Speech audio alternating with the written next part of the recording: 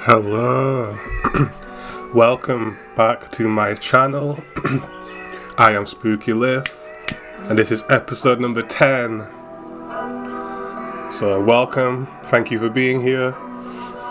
In this episode we're going to look at the news, look at some of the stuff we was talking about in the last episode and how it's developed, and then we're going to go on to talk about this whole alpha, beta, sigma, gamma mentality that's flooding our culture right now. We're going to get into that, and then we might have time to play a game. I have got one in mind, but we also might not have time, so if we don't have time, we will save that for another video. But welcome, I am SpookyLith, and this is my channel, so welcome. Let me go turn this music down. I don't know if you can hear that anymore, but we're gonna get rid of it. No, we're gonna leave it. We're gonna leave it quietly in the background. I don't know if it's being picked up, but basically this music in the background of some of my videos you'll hear is my own stuff, my own music, my own compositions and productions.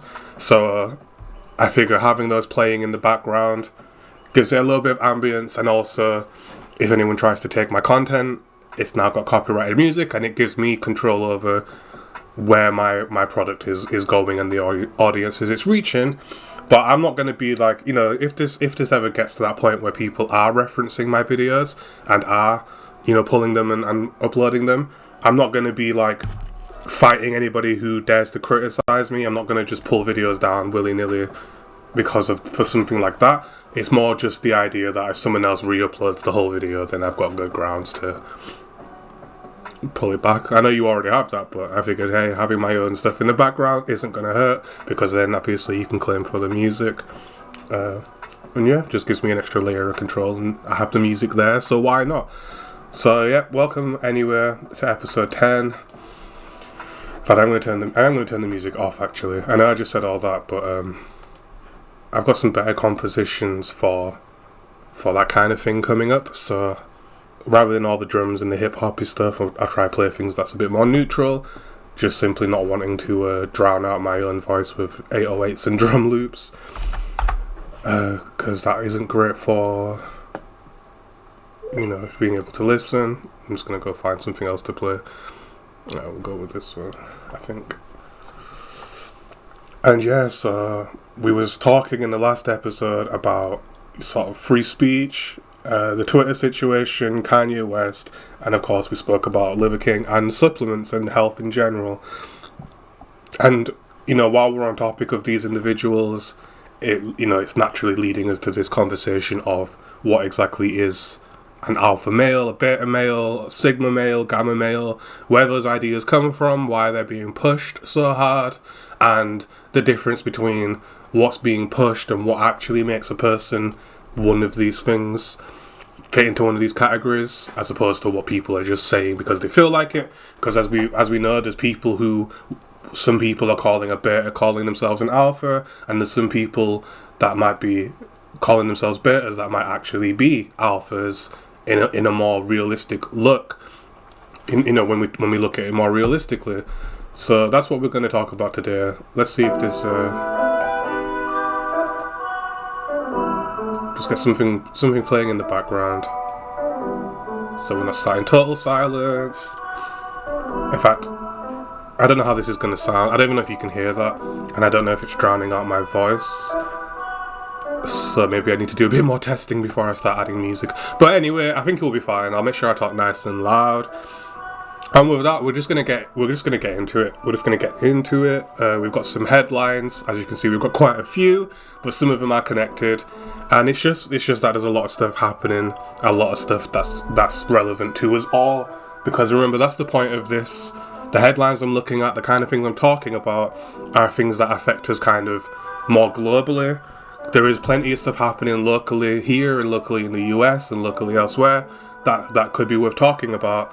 But with this channel, I want to kind of look at the things that's affecting all of us, affecting our culture, affecting our politics everywhere. Because as we know, when something happens in some other place, it can come back around and influence the people here. And that is the power of the internet, that local news from some other country can reach you and have an influence on you and on us overall. So we're going to jump in, look at some of these headlines and just see what's going on in the world. So the first one we have here, coming from the UK, and it's something we spoke about in the COVID episode, and that is that the cases of COVID-19 are once again on the rise. We're now up to 1 million cases. And it's just what we were saying about what's happening in China with their lockdowns and then bringing in measures can and often will reflects elsewhere as well. And as we can see here in the UK, we're now seeing another spike, another rise in the cases of COVID-19. I'm pretty sure at this point it's nothing that we're too worried about, but it is more a case of, look, this thing is still there and the cases are still coming and going. It's still circulating society. And just be alert and be cautious that we don't find ourselves through our own actions back in another lockdown situation.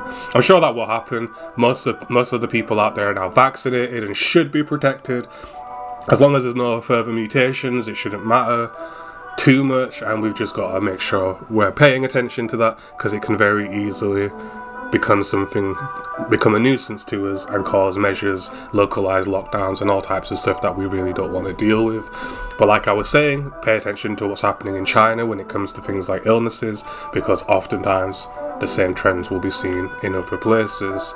So COVID cases up to 1 million in the UK, and it's just referencing what I was saying in a previous video. It does happen, and there's nothing stopping it from happening but us. Our actions and our decisions are the only thing that will keep this situation from turning into lockdowns and protests. So be on guard, be vigilant, pay attention, and just remember that COVID is about. So on to the next headline, another one from the UK, and that's just simply that Labour's, which is our sort of left-wing government, is doing really well.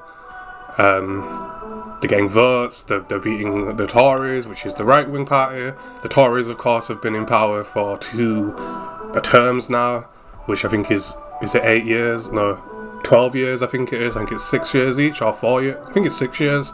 So they're doing 12 years in power now.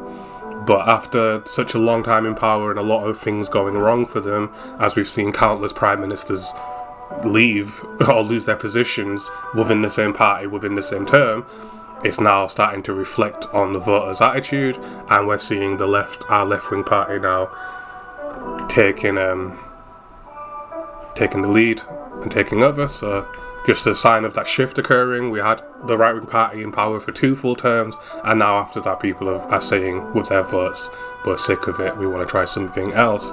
So left-wing party, Labour, is doing well, looking strong, and we'll see what happens. But it's for us in the UK, it was inevitable and obvious, because you can't lose 5 or 6 prime ministers in the same term and expect to do well in the next election, right? And as it stands, our current prime minister actually lost the vote and then still ended up getting in power by default, because the one that won wasn't able to hold her position. And now we literally have an unelected, unwanted prime minister just by default. So things are looking really rough in that regard. I think we're all a bit embarrassed. We're all kind of just trying to ignore it and accept the fact that next time around we're gonna have to vote differently. And we're seeing that action and those changes are taking place. So yeah, just some news from the UK for you. But again, it's just a sign of these shifts happening. Like, we saw in America, they went from the Republican to the Democrats, so from their right to their left. And now here in the UK, our election time is approaching, and we're starting to see that shift is being reflected here too. So we'll see what happens. And yeah, it's something that we knew was coming. It's something we knew was inevitable, because you can't have that many many fails and expect to come off looking particularly good. So, with that in mind, we're going to move on to the next headline, which is the Ukraine war situation.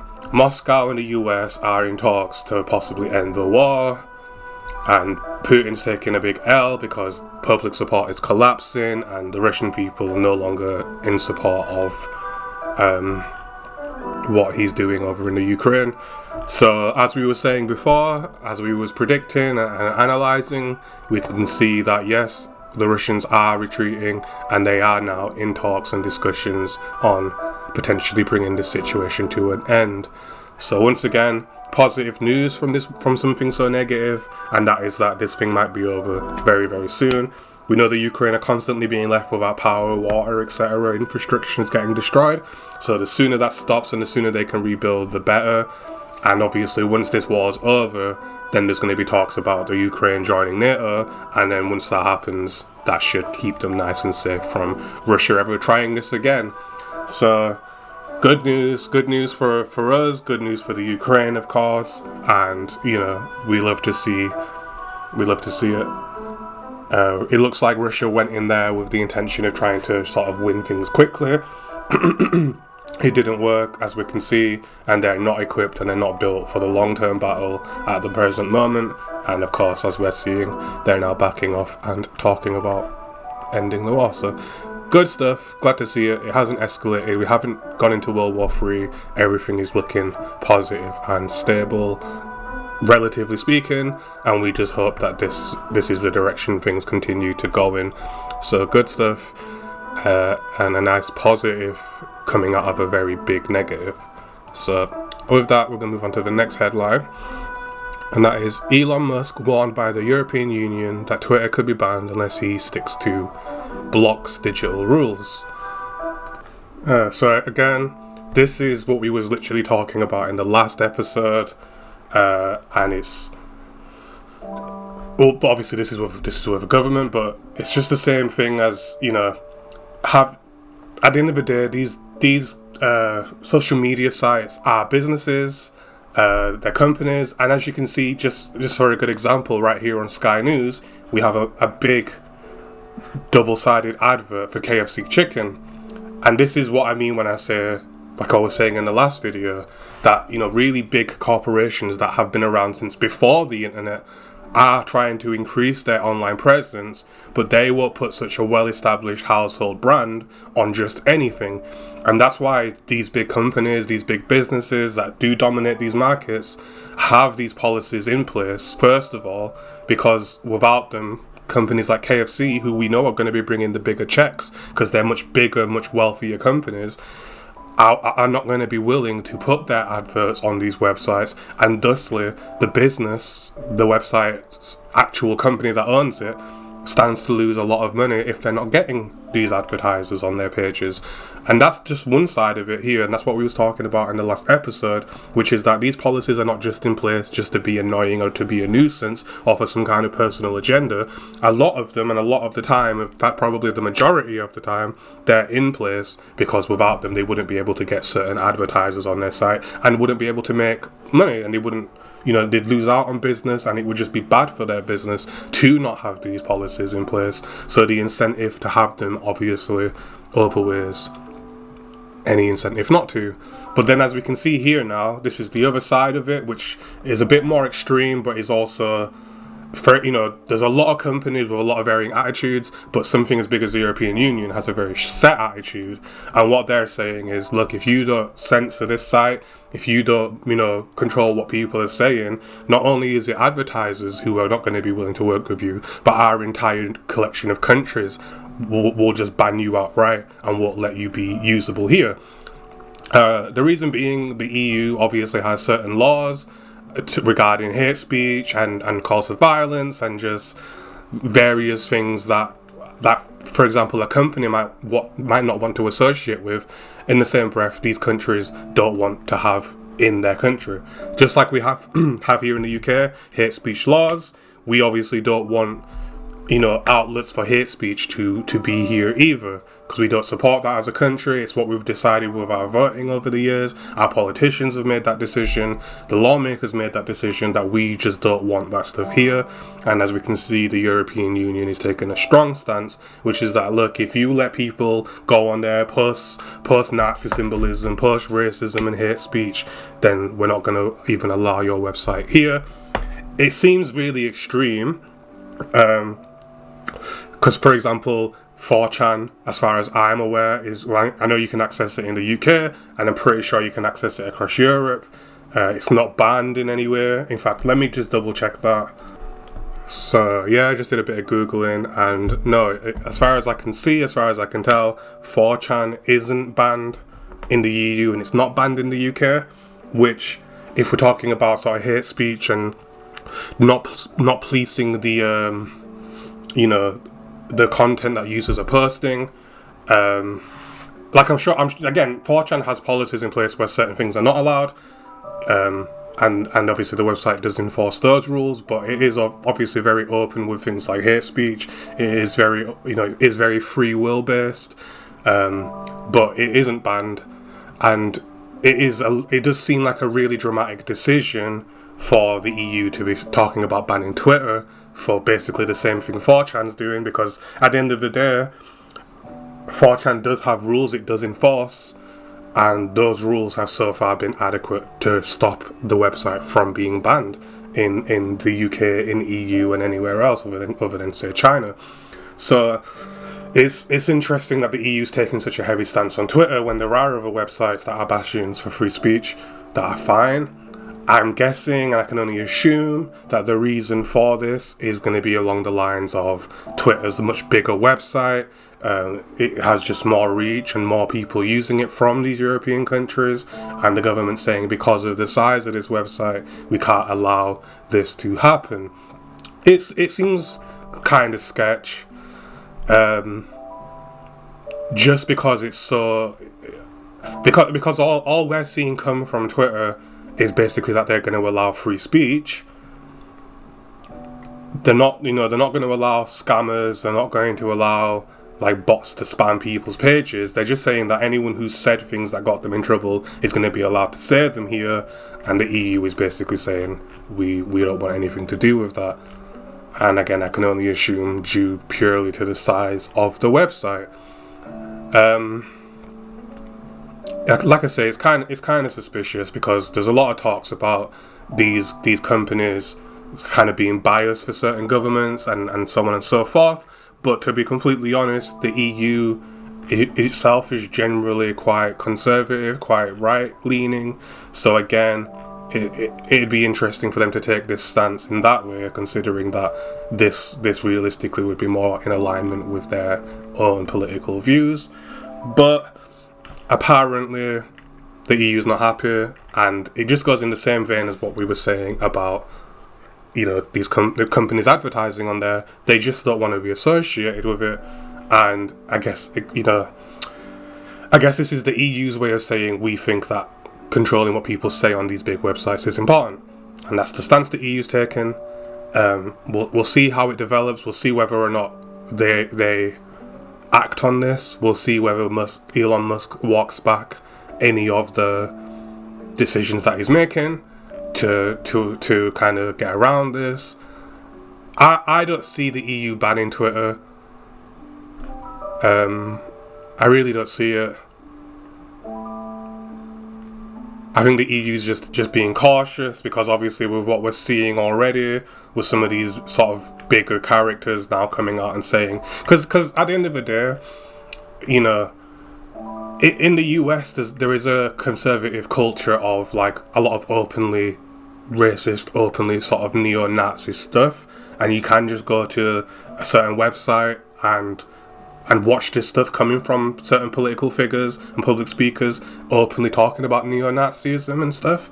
And you've got to realise that over here in the EU, in Europe, where we obviously had a much closer relationship to the situation in Germany with the Nazis, you've got to realise that we don't want that kind of thing being spread in our culture, because it's something that's closer to home for us as people, like, you know, grandparents, great-grandparents fighting and dying in these wars. It's just and I've seen for the US as well, but obviously in Europe it was, again, really close to home. You know, our country was obliterated by all the bombings. We had to rebuild as a people. Things have been changed in our culture, in our country, as a result of sort of the aftermath of the Second World War. And we still have some things in place, policies and whatnot, that literally come directly from the war. So it is something that's really sensitive to us here, and this is just something I can see where, because America does have that active culture of neo-Nazism that's quite vocal, it has got a presence in America. I just don't think the EU wants that kind of thing being open and free within the EU.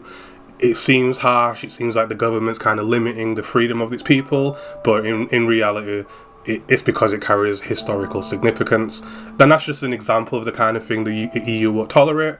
But I can definitely see how, because you know, Americans wouldn't necessarily understand this, but how that kind of thing looks to us over in a European country is probably more different than you realise. And again, if you understand that our history with the Nazis and with World War II looks different than America's, then you would understand why we do have such a different stance on the subject.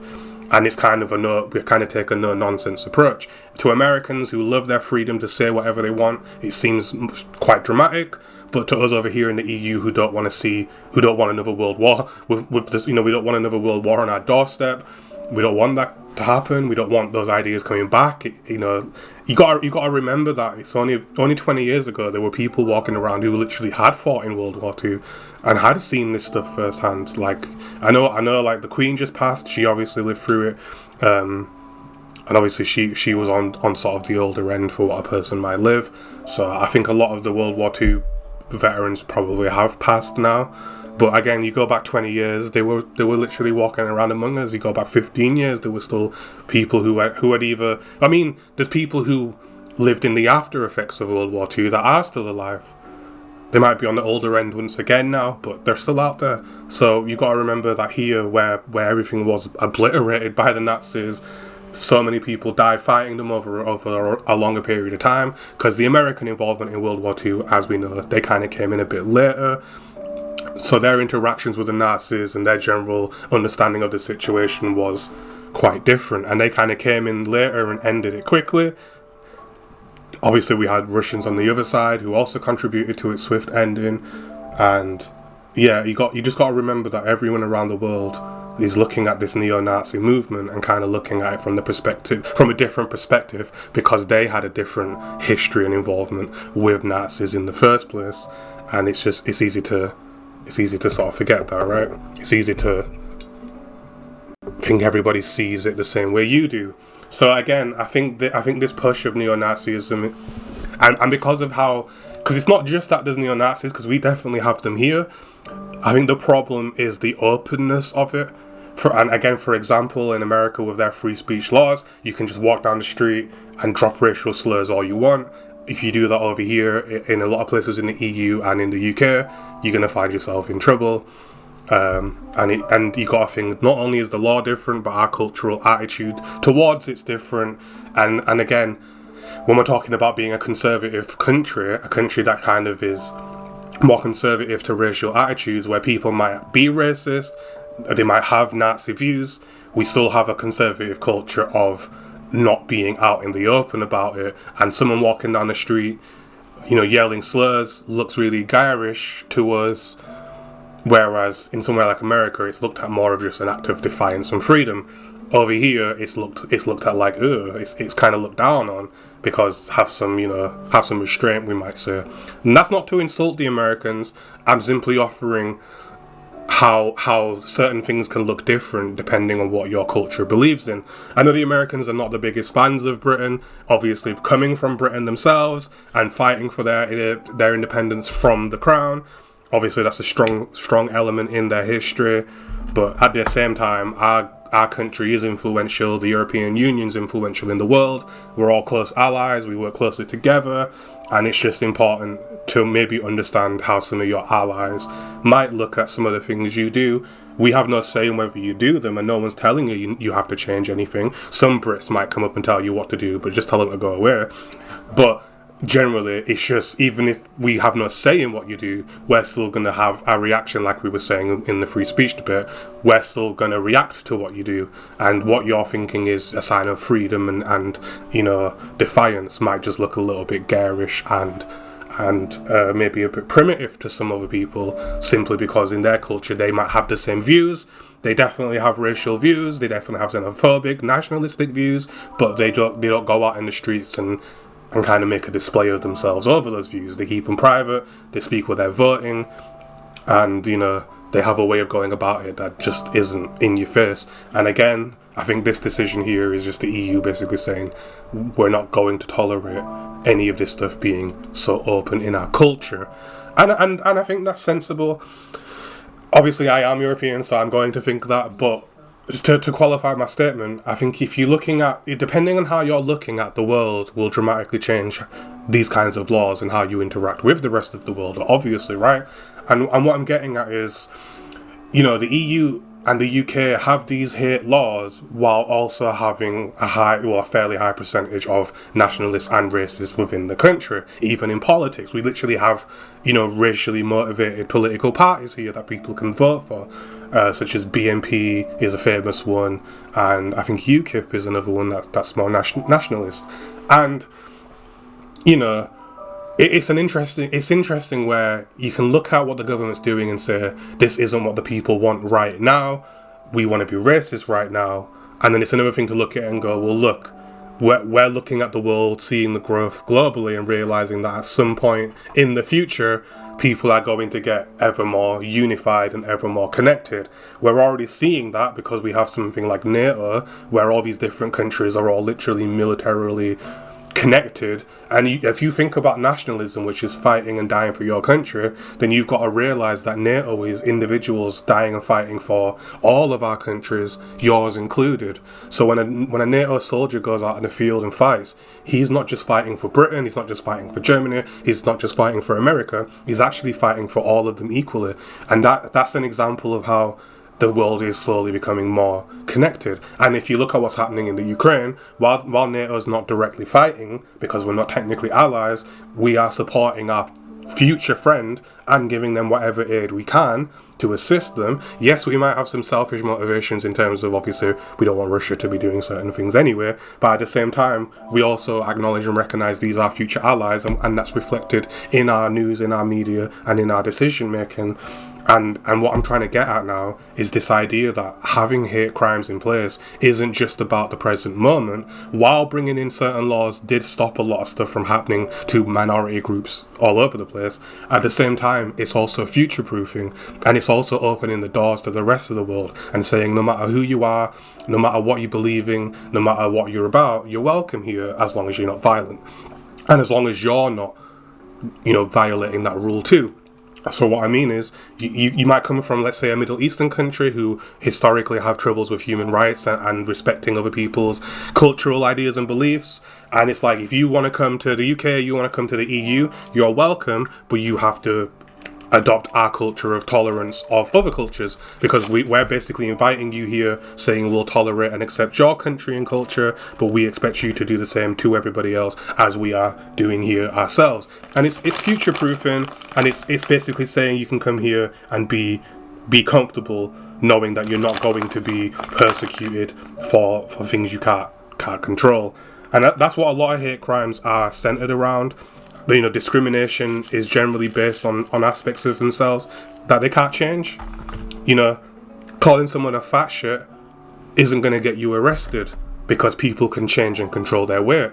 However, calling people some kind of slur, some kind of homophobic slur, something misogynistic, something about disabilities, whatever, can get you in trouble, because at the end of the day, you're discriminating against a person for something they literally can't control.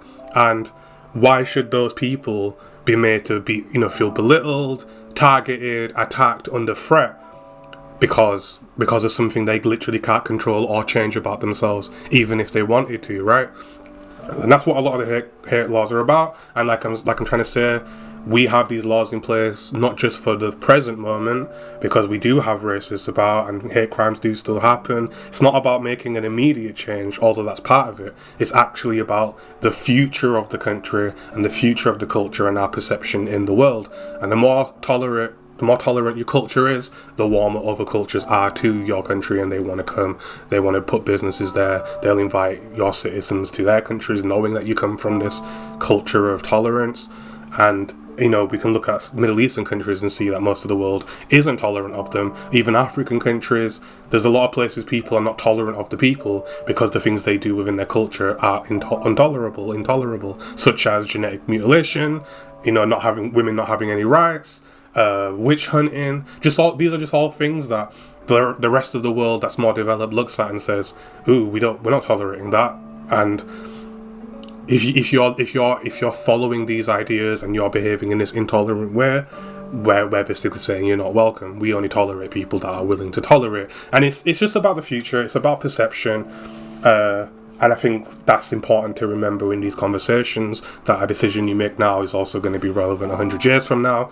You know, if you make a mistake, for example, we've done this Brexit thing, and if things get worse, if things go really badly for us, it's not something we can just sweep under the rug and pretend it didn't happen and move on from. It's something that potentially is going to have repercussions for a very, very long time. And people are always going to look back on that and remember that moment where the British public decided to annex themselves from the EU. But time will only tell whether that was the right choice or not. In the present moment, it's easy to look at that and go, well, yeah, we did it because we feel like this. But it's like, yeah, but how's this going to affect us 30, 40, 50 years from now? How's it going to affect our offspring? How's it going to affect our families and the country in general and the rest of the world? And these are the things that we seem to just not be thinking about these days. We're living in the trend era. We're living in the things come and go, news headlines come and go by the day, and no one's keeping track of them. And people are just thinking that we can just make these heavy decisions and do these things, and it doesn't matter 100 years from now what people are going to say. But as we know, living in the consequence of 100 years ago, what we do now will change and influence how things look 100 years from now. So I think the EU taking this stance as a government, even if the people of the country might feel differently, I think I can understand and sympathise with where they're coming from, because they're looking at not just the present moment, or this could be entertaining, people might have fun on there. They're thinking about the longer term, which is that, do we want to allow this major, highly populated website to push, and not just push ideas that's not fair on Twitter, but just to be a platform for open sort of neo-Nazism or any other extremist views? Do we really want to have that in our culture and influencing our culture? And they're, of course, looking like they're saying, no, we don't want that, because we're trying to direct our culture into something that's better for everybody in the long term, including our allies, including other countries, you know, just including the world, right? So it's a big thing, and I can see why Americans might look at it and be like, and scoff and be like, they don't have freedom there. And it's like, no, you've got to remember there's a difference between blind open freedom, where your country can have a culture of Nazism brewing and no one will stop them, and having freedom within a culture that protects you and protects other people equally.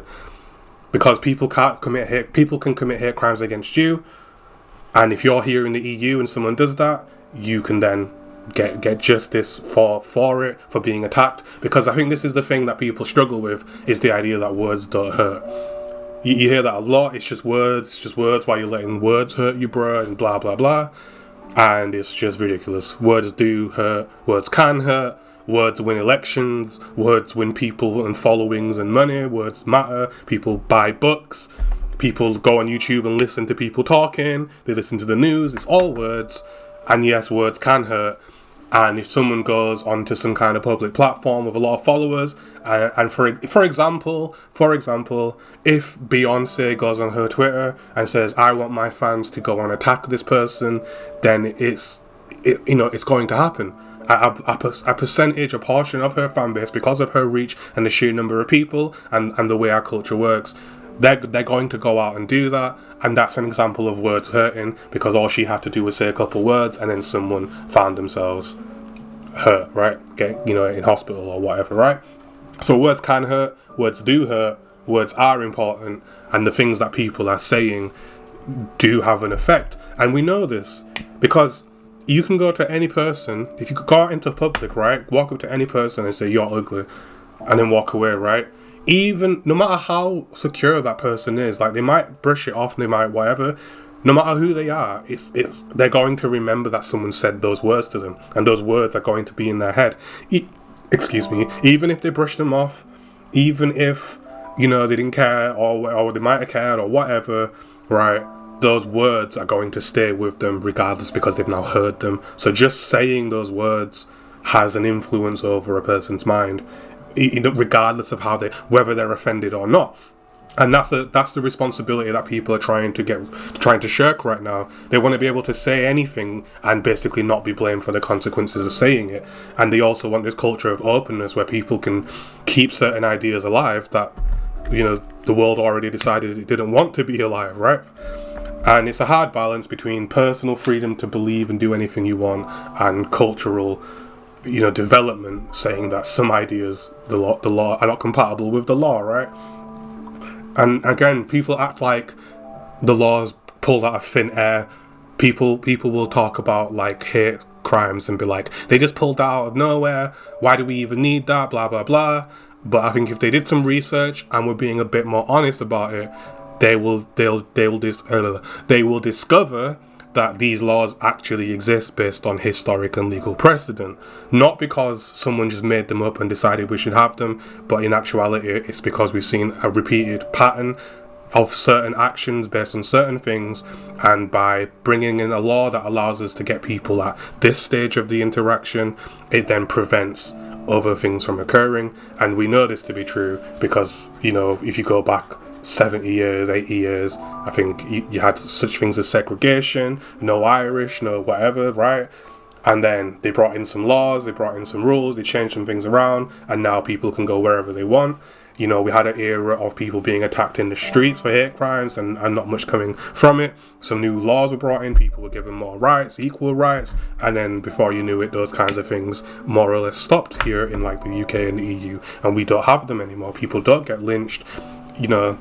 It just doesn't happen. And that's because these laws were brought in based on these historic and legal precedents, saying that if we bring these laws in, we can curb a bigger problem. And as such, that's what's happened. And we just don't see that kind of thing happening anymore, even if people still retain their racist ideas. So it's easy to just dismiss these laws and say that people are just pulling it out of thin air and trying to limit what you're saying, but in actuality, these laws are brought in because they're trying to lower certain statistics and certain crime rates, right? And people are talking about, you know, a lot of racists might say certain demographics cause a certain amount of crimes. Like, people often talk about Muslims and say they're responsible for most of the terrorist attacks. And, you know, the solution to that kind of thing is to look at what people are doing and what they're allowed to do. And, you know, when people were planning terrorist attacks before 9/11, there were certain things they could buy, there were certain places they could go and take with them, and certain things they were able to do that made it easier to pull off these kinds of attacks. Obviously 9/11 happened, rules were changed, laws were brought in, and now it's a lot harder for anybody to pull off one of these types of attacks. And as we've seen over the years, the frequency has gone down. We've obviously gone and fought wars looking for these groups and their headquarters and taking them out. I think one of the headlines I had yesterday was, you know, the leader of ISIS or one of these groups blowing himself up because he was caught and surrounded. And there we go. We are, you know, out there fighting these groups, and as we're seeing these things that we're doing are working, and we have less Islamic terrorist attacks happening, and they're getting busted, they're getting caught before they ever happen, and that's thanks to us changing these rules, changing these laws, bringing in new measures that's allowing the government, the police and whoever else to intercept these people. And if it wasn't for those changes, we'd still be dealing with that crisis. And the same thing applies to all the statistical problems we have. The solution to all of them is going to be a change in rules, a change in laws that allow for certain things to either happen or prevent certain things from happening, or make the consequences of something more dramatic so that people are less incentivized to do them. And us bringing in hate crime, hate speech, because America has hate crime. That's another thing Americans probably don't realize. You know, a lot of them who are involved in this kind of conversation are not realizing that, if they say a slur and then attack somebody, that actually does become a hate crime. So turning up your nose at hate speech, but you have the same laws in place. The only difference between the way you guys do it in America and the way we do it here is that if you just say the slur, then they can remove you from the situation. You're not going to get 10 years in prison for saying a slur. You're going to get a fine, you're going to get a slap on the wrist, you're going to get told off, and you're going to get warned, more importantly. But depending on the circumstances, if it's captured in the media, etc., then you might lose your job, you might get into more trouble, because that's just how these things work, because they've got to make an example out of people when they're in such a broad public view, which is important too. But yeah, the only difference between how Americans do hate crime and how we manage hate crime is that we stop people in their tracks, whereas Americans will allow this speech because they have to, but then they'll call it a hate crime if something kind of violence or some kind of vandalism then follows it. And obviously the hate crime charge is heavier than the regular charge. So they do have hate laws themselves. It's just that it doesn't work based on speech, it works based on actions following speech. And all we're doing in the EU is just stopping this stuff preemptively. Because again, while right now, you're continuing the ideas of your family, of your locality, that you don't want certain people there, you think people are beneath you, and all these things, all these ideas, what the EU are saying is we're stomping those ideas out so that 20 years from now, 40 years from now, people are not even going to be talking about these ideas because there's no outlet for them. There's no way for people to get... you phase things out long enough, you phase out ISIS, you stop talking about them, they stop being mentioned, and they just disappear into history. People are going to be less likely to then, in the future, be inspired to pick up the flag and continue whatever message they thought they were carrying, right? And we're doing the same thing with racism, with Nazism, with hate speech in general. To you, it might seem oppressive, but we're doing this for the long run. We're doing this for the future, so that people don't even have these ideas circulating in our culture. And that's the one thing that Americans do different, that we in the EU do look over there and go,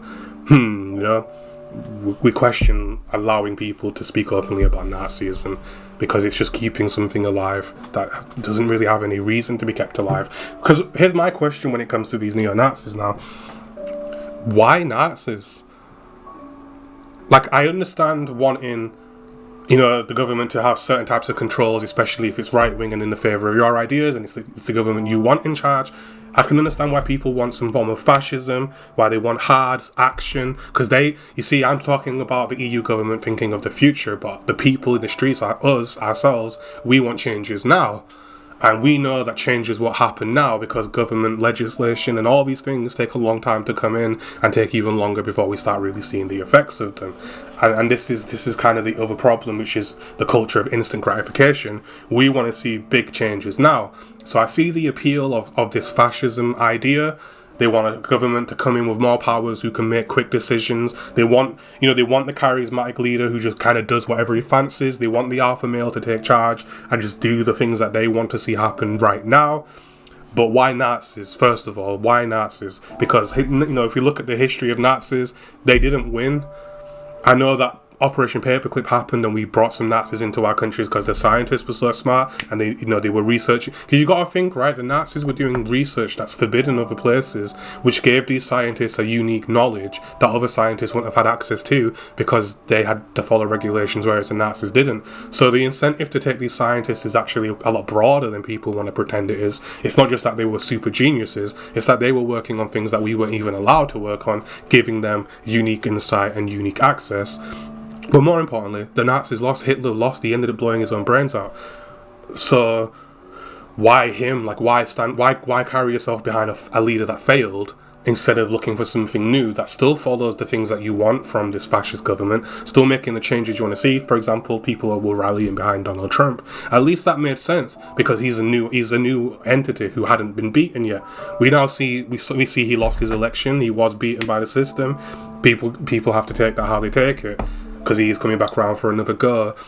But it just makes more sense to rally around something new and something that hasn't been done than to rally behind a government that failed, where the leader literally ended up having to kill himself because he was so defeated, and his plan was flawed pretty much from the get-go, which we know because he overexerted himself and it made him weak it made him lose the battle of attrition, right?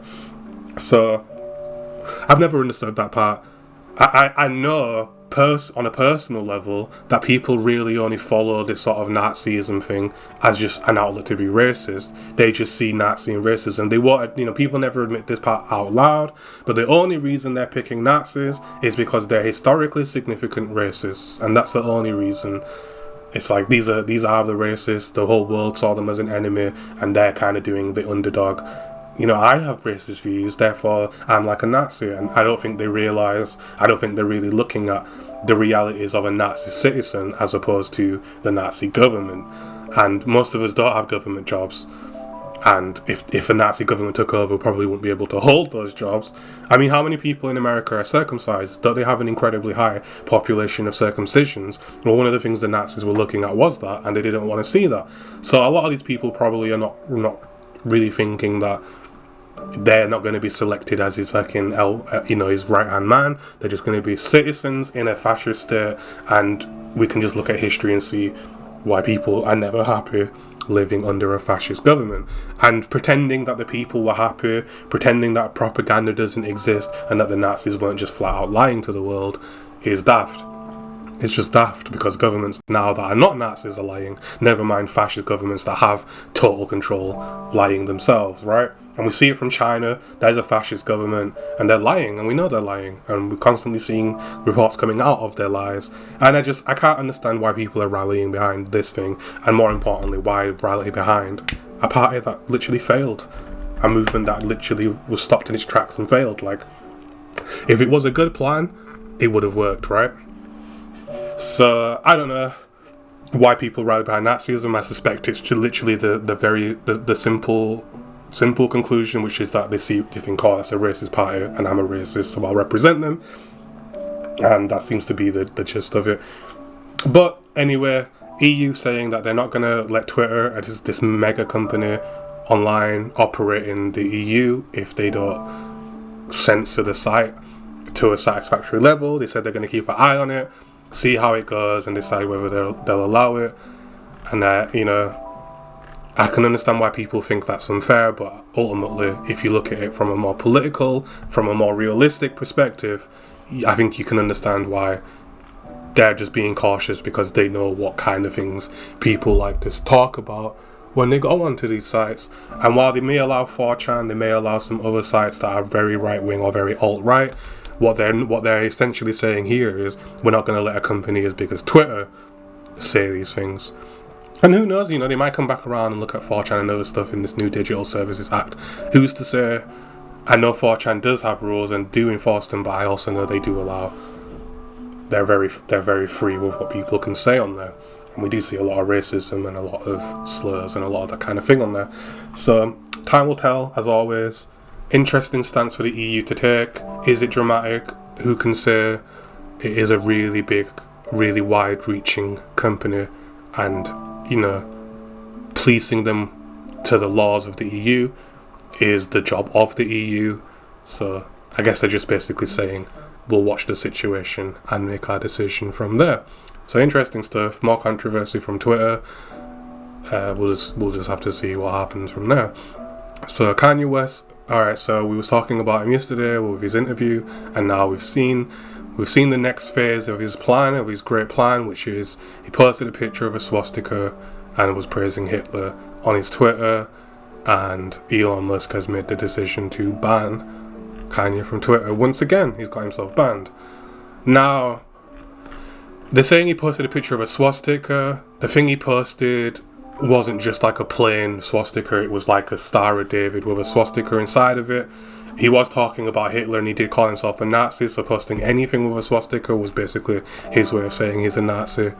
But if you research what the symbol meant that he posted, it's actually some alternate religious symbol. I wonder if he knew that when he posted it, or whether he just saw Star of David, swastika, and just posted it because of those reasons. It seems like Twitter have made the decision that actually he posted it just to say he's a Nazi, and they've justly removed him. I do think this is now the fall of Kanye, of Ye West. I do think this is the fall. I can't see any way for him to come back because he's cutting ties with a lot of companies he worked with. He's now kicked off another major platform of his again, and I doubt they're going to let him back after that one. The amnesties on Twitter is either happening or it's coming. He obviously was part of that amnesty, and now he's lost his right to be there. And I didn't predict him posting a swastika, but I did predict a downfall to follow the stuff you just said. And here he is, as we can see on the main page. He's took the top position in this category for some reason. But yeah, we can see that Kanye West, because they're calling him Kanye, but I think he legally changed his name to Ye, so we should be calling him Ye West, suspended from Twitter after sharing image of swastika and praising Hitler. And yeah, very extreme.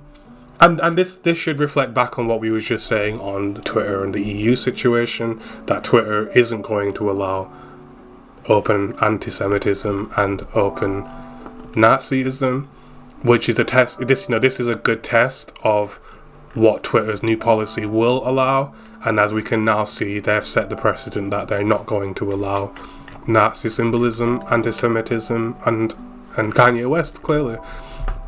So that's interesting to see Twitter make that decision.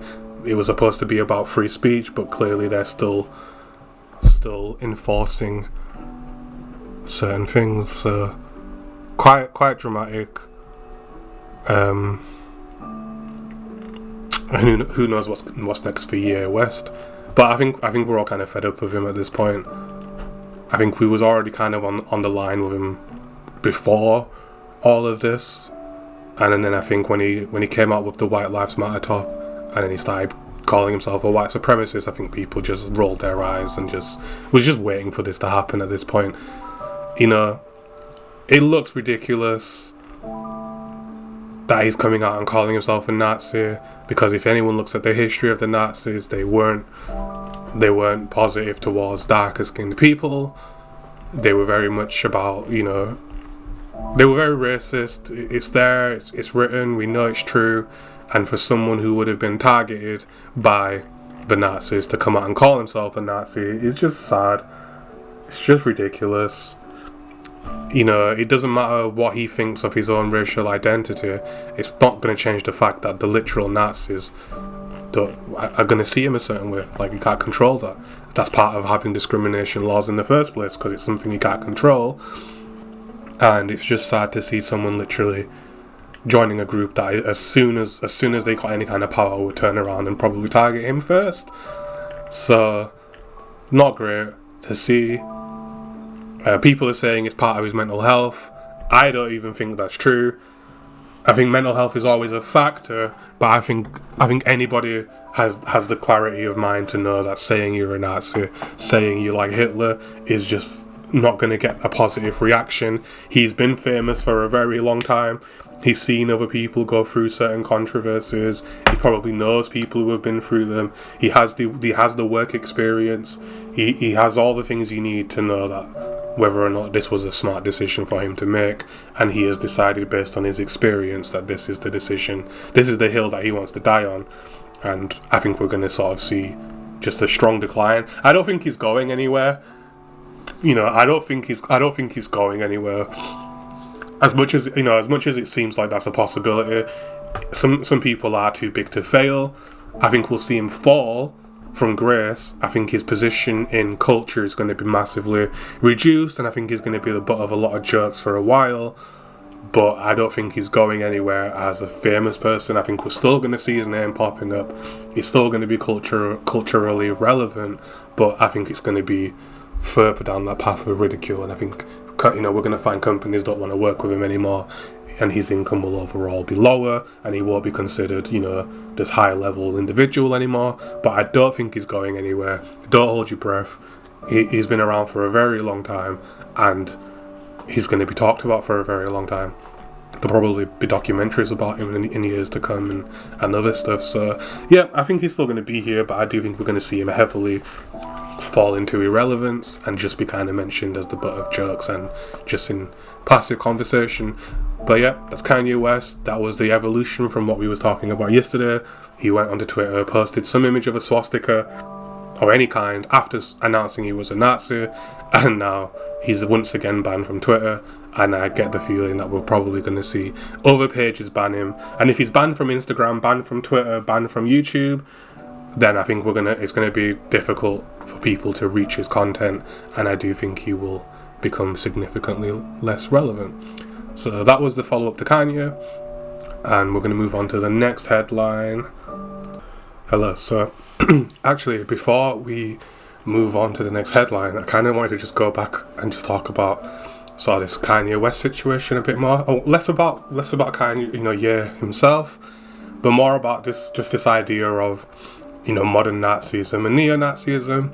And obviously Ye is guilty of this, and that's this contradiction once again with sort of denying the Holocaust, denying certain things happened, and then simultaneously pushing the ideas that would otherwise be considered racist, and just being racist and being anti-Semitic anyway.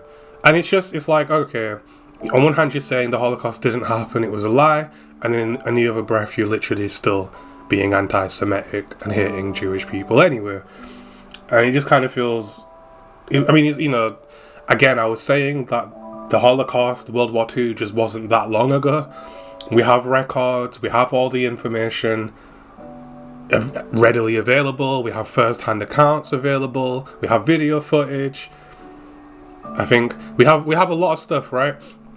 We've literally, like I said, we've literally had people who were alive then during it, only recently passed in the past 20 years. So they were literally around for the internet to be posting this stuff if they wanted to. So just this weird idea that none of this stuff actually happened, and then also continuing to be anti-Semitic and racist. It's a really odd contradiction. I don't understand. It's like I said in the last video, I don't know what kind of world these people are expecting if we look at what they're saying. Obviously, if you look at the subtext and you realise, well, actually, they are just racist, and they probably would do another Holocaust if given any power. It's likely because they're so strongly anti-Semitic even after denying the Holocaust even happened. So, it's really unusual. You'd think someone saying the Holocaust didn't happen would also be saying the Nazis didn't hate Jews, but they're not. They're still hating Jews and then just denying that they were ever targeted, when we have literal documents from the Nazis themselves literally saying they were targeting these people and these things did happen. So it's a weird take, it's a weird stance. It's like, who are they trying to fool? Those of us on the other side know what happened. We've read the books, we've seen all the stories, we've seen all the pictures and the data from that era, so we know it happened. And then the other side denying it happened and then still being anti-Semitic just looks really goofy. It's just like, but you do know we believe it happened. We've seen all the same evidence you have, and you trying to tell me it didn't happen is not going to work because I've seen the evidence. So who are you trying to convince it didn't happen? And why are you trying to say it didn't happen while maintaining an anti-Semitic stance? It's really bizarre. But, I think this just speaks to the general attitude of the people who support this kind of thing. And it's like I said before, I don't think they're representing the Nazi party because they actually know what the Nazi party were about. I think they're just representing it because to them it's a symbol of racism and they just want to be openly racist, and because they probably weirdly feel like they're being oppressed and they're not allowed to be who they are, they're kind of projecting it out in really dramatic ways. It's really strange to see someone fight so hard to be intolerant. It's just what kind of a world do you want to live in? Because I hate to say it, but if the roles were reversed and you were the targeted group, well, you wouldn't like it. You'd be out there in the streets fighting for your rights. My right to be this type of person. You'd be putting symbols up, you'd be flying flags, you'd just be making yourself loud, and you'd be protesting, and you wouldn't like it if you were persecuted against for being racist. And it's just weird for your hill that you want to die on to be, I want to be racist to them, but I don't want to be discriminated against myself. It's like, it's the same thing as any other law. If you change the law to allow certain things to happen, those things can also then come back and happen to you. And it's a really toddler-like approach to this kind of thing. to sort of say, I want it like this for me, but I don't want it like that for them. We all live under the same roof, and it's just, we're never going to go to a time, there's never been a time where that was the case anyway. I know we did have segregation laws and whatnot, but that was because people who were, you know, for example, black or whatever race, were considered to be outsiders to the country anyway, which is the stance the Nazis had. They were all for Germany, which is why it's really bizarre to have Americans. I mean, again, it depends on your genetic heritage, of course, but it's weird to have people in South America, people in Asia, people anywhere to be supporting Nazism when the Nazi Party was for Germans and strictly for Germans. It's all really bizarre. Again, I just can't understand why the Nazis specifically, because it'd be the same thing if we had people in South America representing our BNP party that we have here, who are nationalists and are all for Britain and Englishmen and and whatever else, right? It's like, why a German party? Why any party from any other country? And it's just what a weird hill to die on. I want to oppress these people, but I don't want to be oppressed.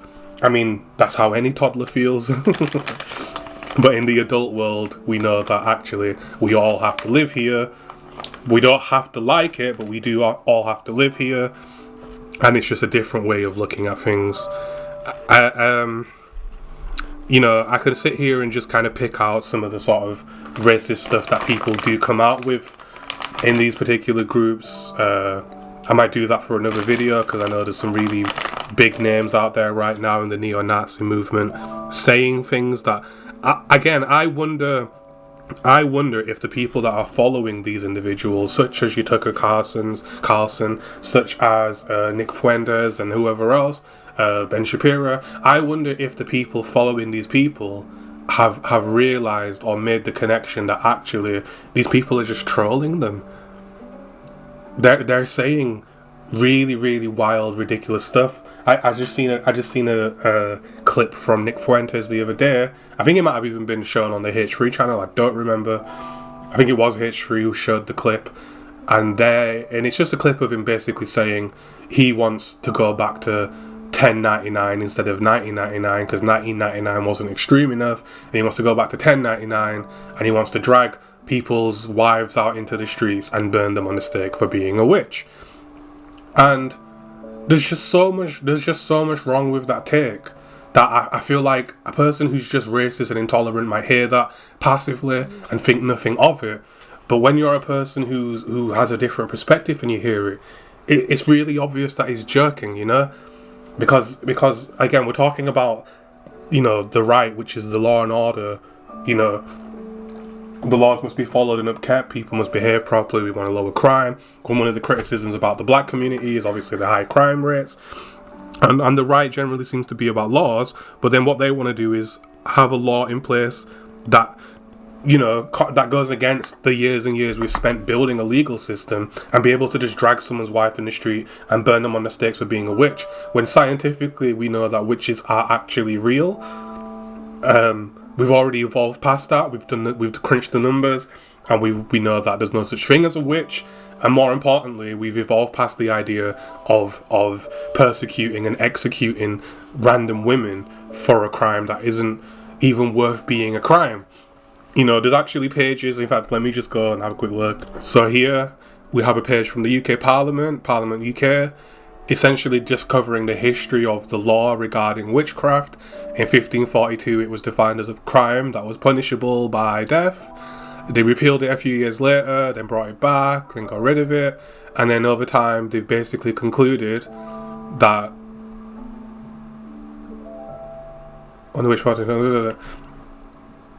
essentially, we evolved to a point where we no longer considered witchcraft to be a crime. There's nothing illegal about it. There's no problem with it, and you know we kind of have gone back and forth on it a lot, but we've eventually gotten to a point now where none of this stuff is law. It's no longer a crime to be a witch. There's no basis for being a witch, and it's just insane that a person who's kind of representing their political ideology, who wants to be in a position of power, isn't even acknowledging the basics of the legal system, such a law and order based party, not even acknowledging the legal system functions as it does for a reason. Laws are changed as the science, as the evidence changes, as the need changes, and the idea that someone wants to go back before the laws were developed so they can then do violent, heinous things and murder random innocent people is ridiculous. It's just completely ridiculous, and there's no other way to take that other than as like a joke, as like a parody. It's just so like I'm kind of stunned just thinking about the idea that someone in the Western world legitimately wants to go back to the times where they could burn someone's wife at the stake just because they want to, and it just shows how disingenuine people are on that side when they're talking about things as law and order. They're talking about crime in the black community, but then really what they want to do is change the rules so that they can commit all these same crimes without having to worry about retribution. In other words, the only reason they're not burning people's wives at the stake right now is because it's illegal and they don't want to be arrested. But then they're persecuting people in countries where they are doing this stuff and saying that they're lesser people when they do this kind of thing, and then openly admitting they want to do exactly the same thing. So I think he's a parody, personally. I think anybody who hears what he says and thinks he's being flat out honest is maybe having themselves on a bit. His delivery doesn't even come across as sincere. He's almost laughing at himself. But we will break down some of his clips another time, some of the stuff he's saying. I'm going to dive into conservative social media and kind of have a look at some of the ideas coming from there. And we'll talk about it more. But weird hill to die on. Claiming something didn't happen and then being anti-Semitic anyway, claiming the Holocaust didn't happen and then still being against Jews anyway, it's ridiculous. It's a mind-numbing toddler-like stance that it's really weird that that people who have these ideas want to be taken seriously, while not realizing and not having the self-awareness to realize how they sound to everybody else. You know what I mean? Like, again, let me just stress, denying the Holocaust happened and then hating Jews anyway is a little bit of a weird stance to take, right? It's a really bizarre position to take, and again, it's just this idea that they're thinking that we'll take that as sincere and not see through the obvious cognitive dissonance and the obvious deception, and it is like a toddler that thinks they're getting away with it, thinking people don't notice what they're doing. So yeah, going back to 1099, before medicine, before legal systems, and letting just these people commit all the crimes they want and murder whoever they want indiscriminately seems to be what they want.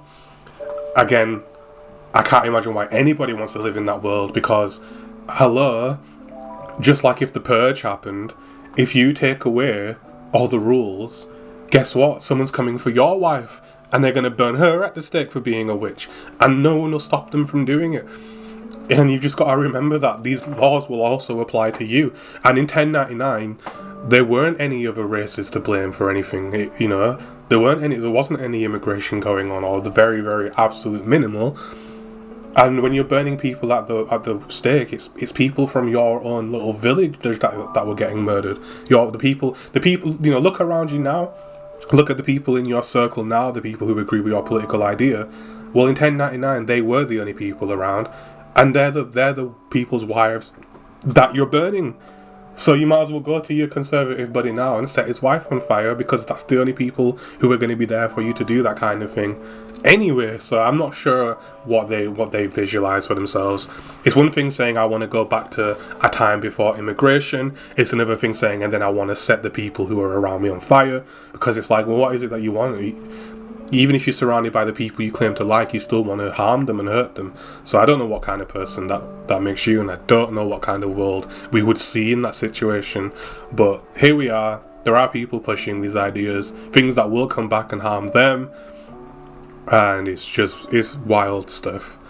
And again, if Ye West had come out and said this, and then next minute we see him getting massive positions of power, then that might raise some eyebrows.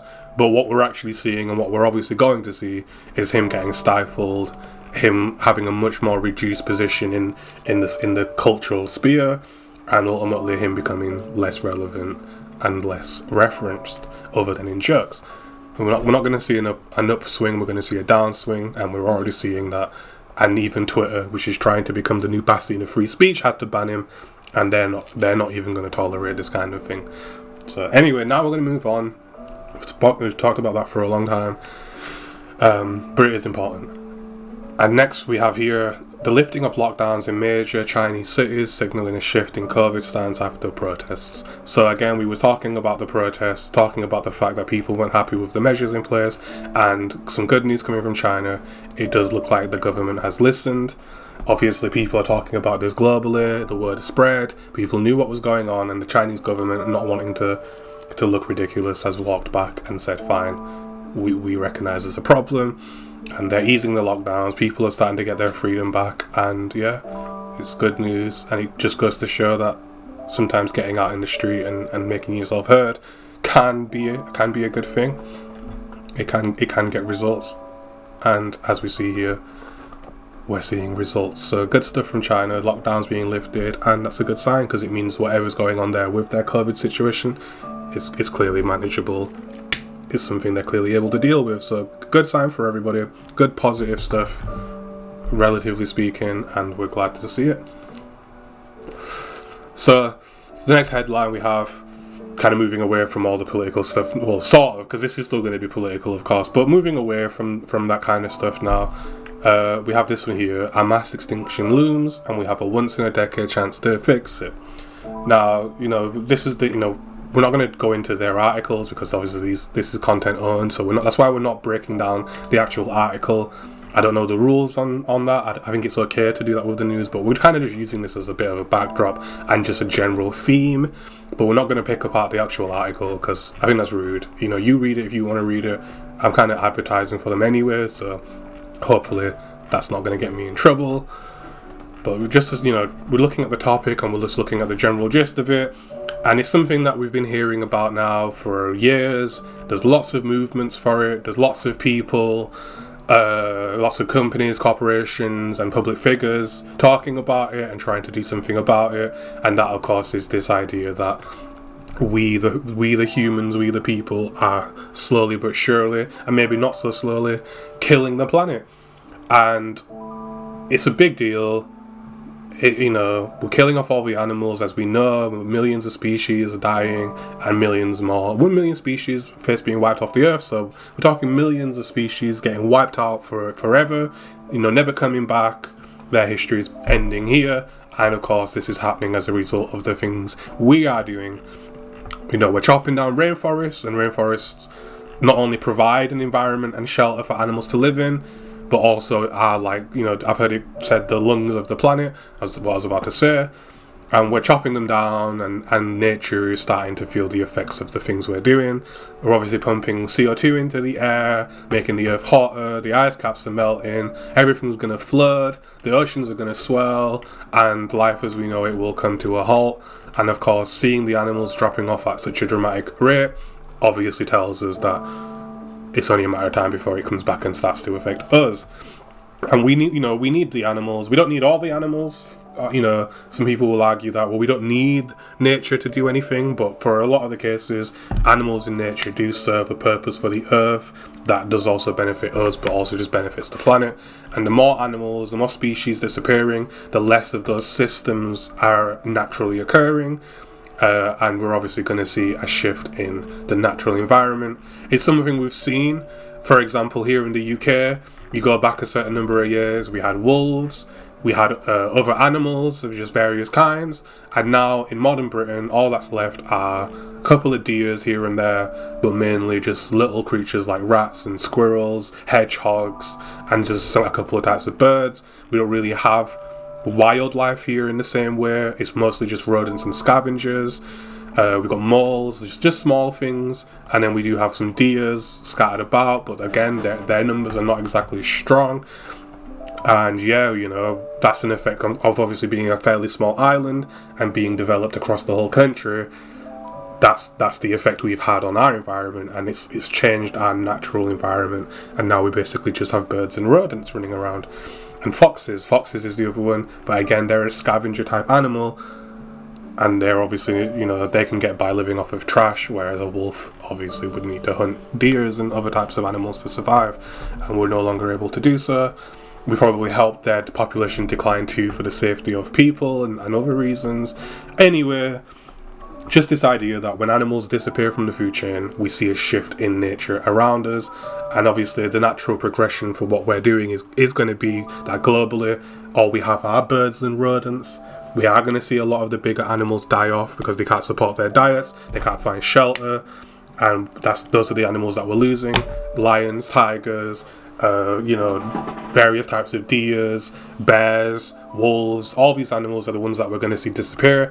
Obviously primates are disappearing because the environment can no longer support them. So a couple of things I want to say just about climate change is that, first of all, and I know a lot of people say this, the climate does indeed change all by itself. And that is to say, this planet has been through ice ages, it's been through hot spells, it's been through a lot of stuff long before humans ever turned up, and it will do so long after. And that is a reality of climate change that we do have to accept, especially when we're talking about changes in temperature. While I have no doubt that our pollution is contributing to changes in weather and changes in temperature, I do also understand and recognize that the Earth will do the same thing by itself. And that really, for me, what that is to say is that, yeah, if we make the Earth too hot and we wipe out all the animals and we wipe ourselves out and, we change the climate of the Earth, the thing is the Earth's climate has changed so many times that all that will happen is once we disappear, once we no longer put out any pollution, the Earth will obviously just over time shift itself into a new natural, I want to say, order. And it will change its own climate however the planet sees fit. And that's one of the things that I think people miss now in the climate conversation. People are often looking at climate change and thinking about how it will change the Earth, make it warmer, there'll be more water, and we'll have less animals. And they're talking about us killing the planet. And I think when we're talking about killing the planet, I think people struggle to empathize with that. It's kind of like, well, we've got to live, we live for as long as we can, and then once it's all gone, there's nothing we can do. And some people have that attitude and generally just don't care about our impact on the world. However, another way of looking at what climate change really is, while acknowledging that the planet will change its own climate, I think what we have to realise as a species is that we're not actually killing the planet. What we're actually doing is making the planet incapable of sustaining us, and we're effectively killing ourselves. And I think that's really different from this attitude that we're killing the entire planet. While we are wiping out all the animals, it's not the planet that we're killing, it's us, it's ourselves. And I think if we kind of talked about it in those terms, what we're doing now is making this planet unsustainable for us, and if we offer the alternative that if we make some changes we will stop killing ourselves, I think people will then start to empathize with the situation a lot more, and will of course realize that, oh wait a minute, I'm just hurting myself here, but I don't have to. Because when you say we're killing the planet, it gives this sense of, well, the planet was probably going to die anyway, the climate was probably going to change anyway, and people find it harder to empathise and harder to care. But when you realise that we're just making decisions now that's going to make it unsustainable for us, maybe that will kick in some empathy, maybe some competitiveness, that maybe we don't want to be the species dumb enough to kill itself, right? Because again, what climate change is really saying is that we're making it so the Earth can no longer support us. The Earth will continue on, the planet will keep going, the climate will change countless times over millions of years, and it's only going to be us and the animals we take with us that won't be here to enjoy the Earth. And there's no reason for that to be the case. We can support our communities and our cultures in a way that will allow us to keep the Earth for longer. There are things we can do to make that change so that we don't kill ourselves off.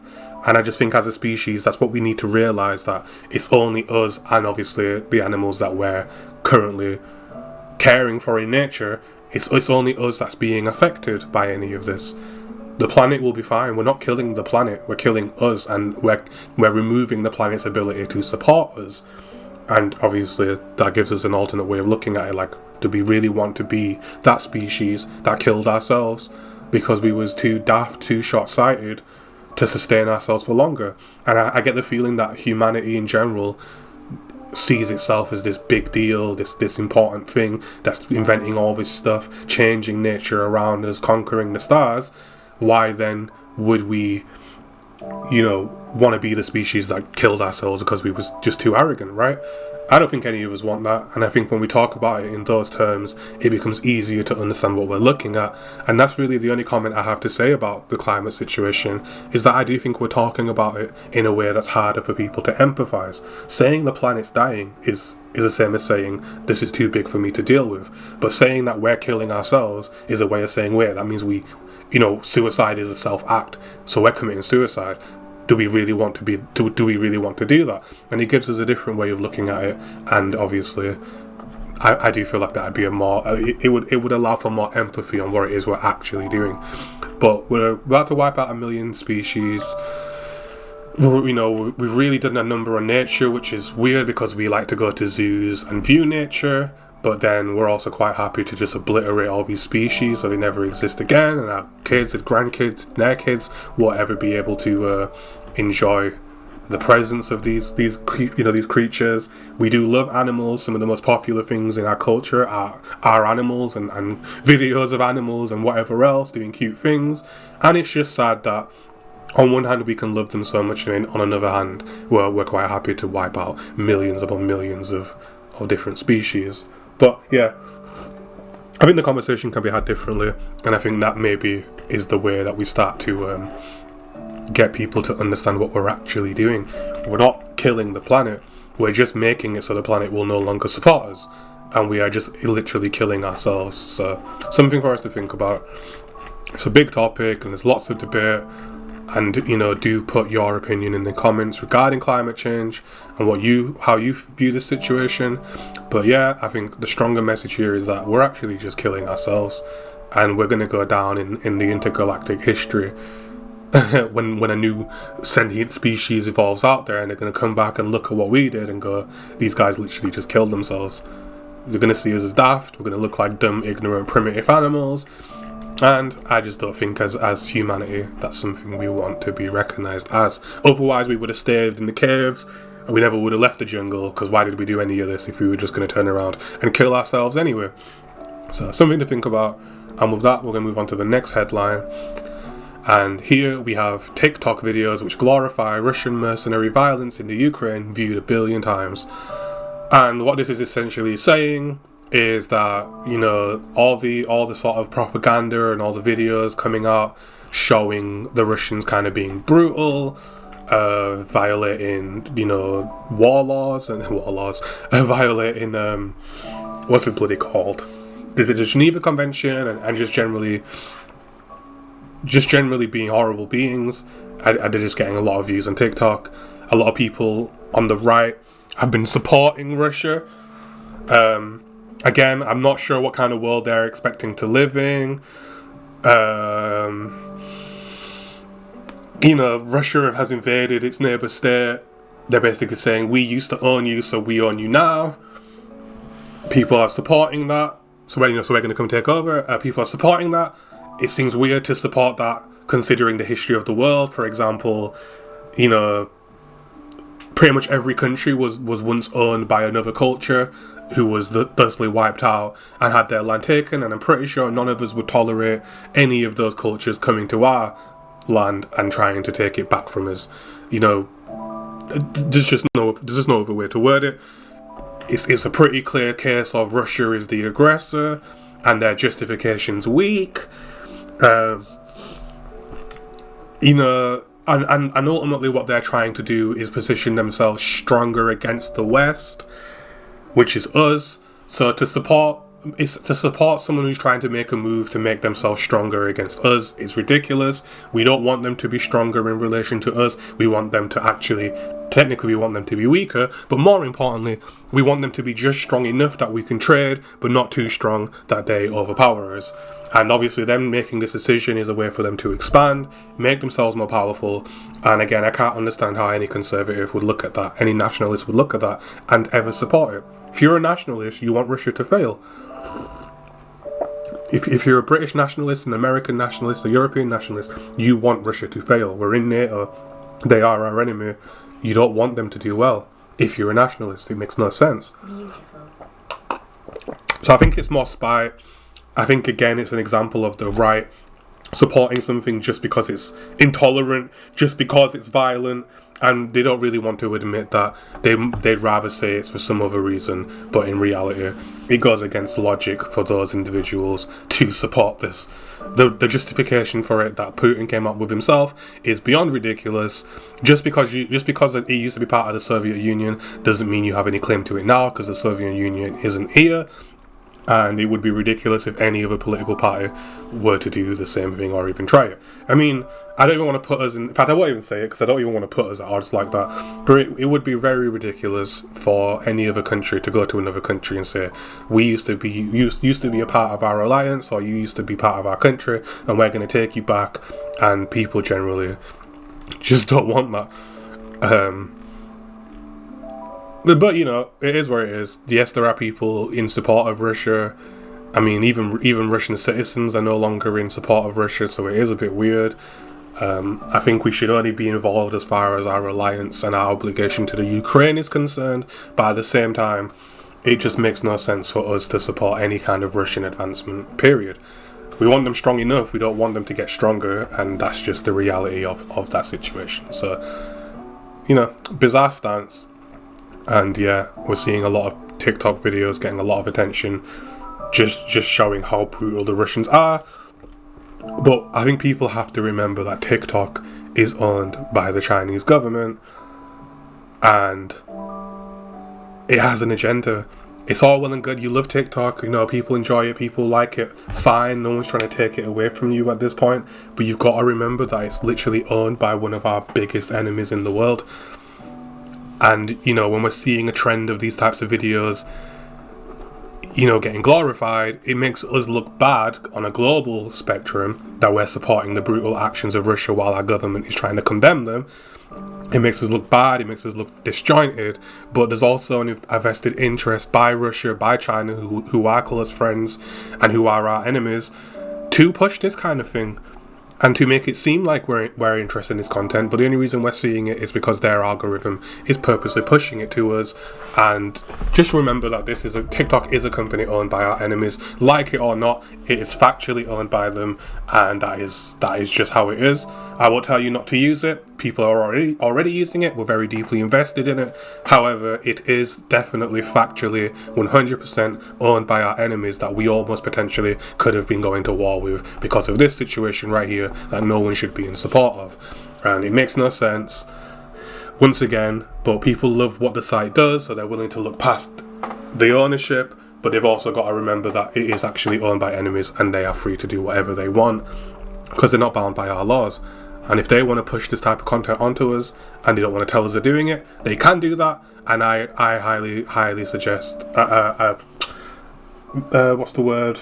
You know, I just want to put it out to you that is what I think is going on here.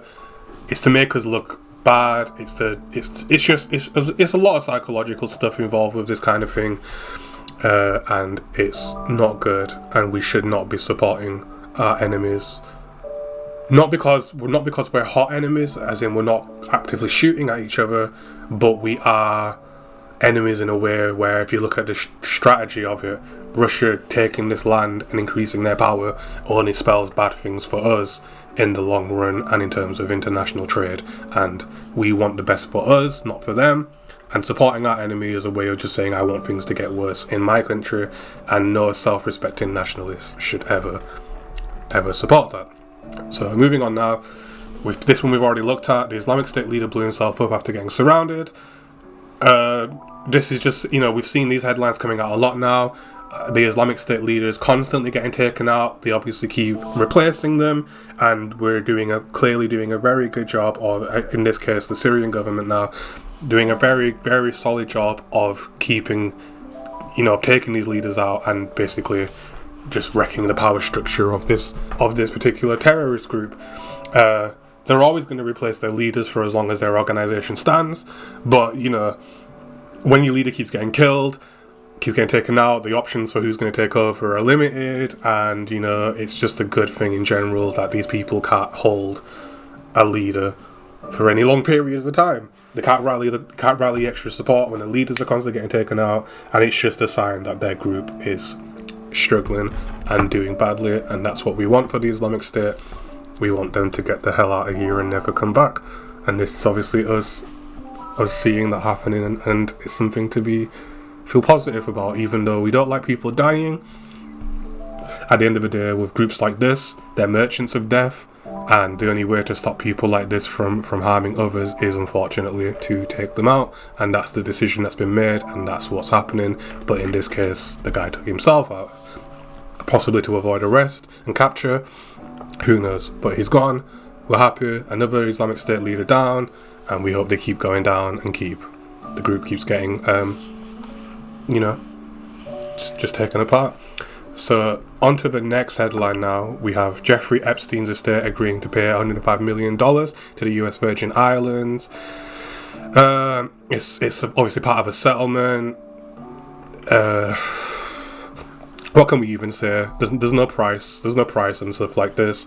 We're talking about human trafficking. We're talking about sex crimes and young women, and there's no number you can put on something like this.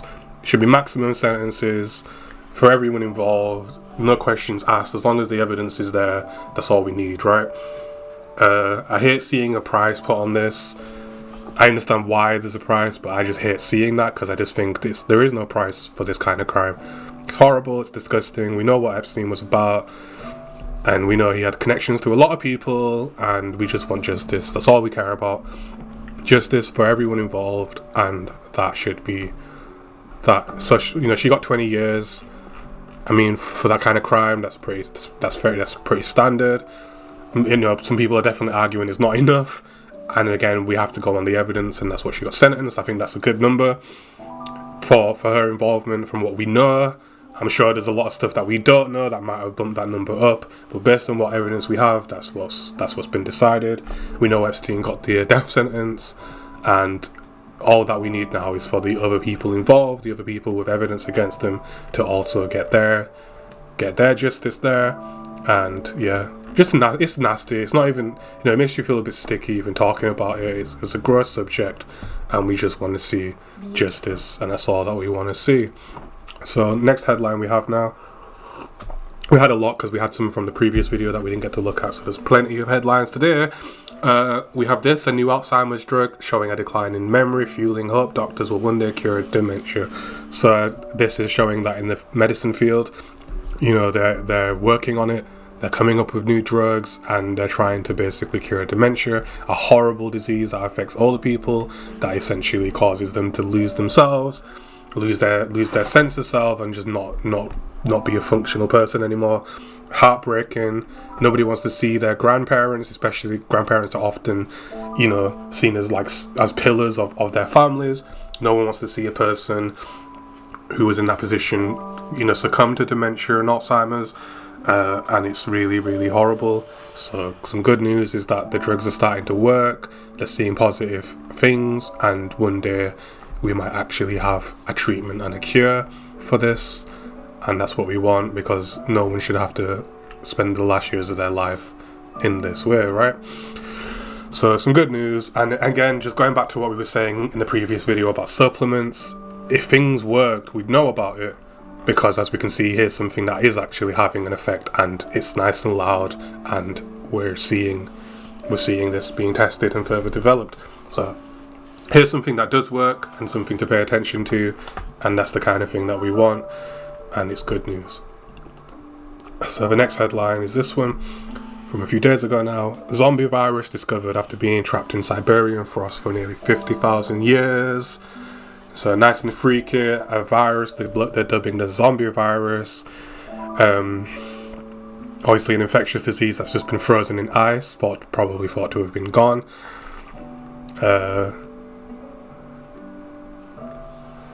And yeah, it's just an illness that we've uncovered. Hopefully it doesn't spread, but it's something that should be dead, that's been preserved, and we found it.